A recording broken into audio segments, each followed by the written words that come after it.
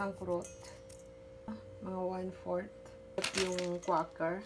Gamit ko ay wash. Mga half cups na natin. Siyempre, malinis yung aking kamay. Kaligyan sa rep. Water. And it's wet.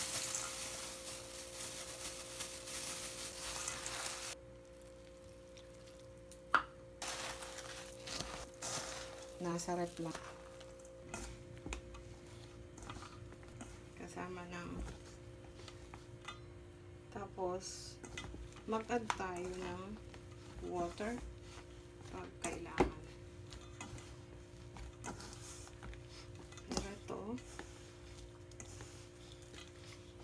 is already okay na.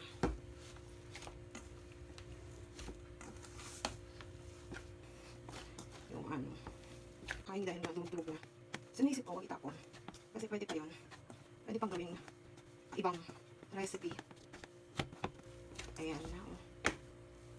Ilagay tayo ng cheese. Ganyan kalaki. Tapos, paikot natin. Pabilog. Litin lang natin. Litin lang natin lahat ng ganito. Pabilog. Tara dun din sa, ano nyo sa, ano, lang natin. Pagkoso. Meron akong mani. Na yung nagawa ko lahat. Pagulo. Peanut. Dito.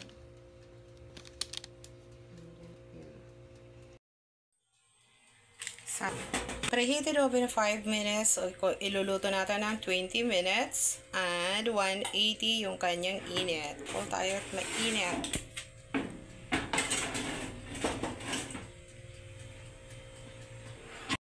Ilagay na. Oh, hello. Kasama na rin kami. Wow. Like ganyan.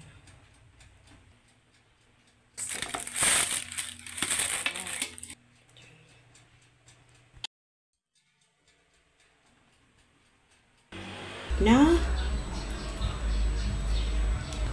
Yummy. Red. May cheese siya sa loob.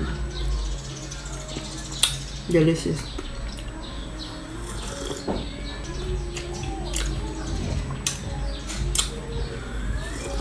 Tama lang yung kanyang tamis. Sarap.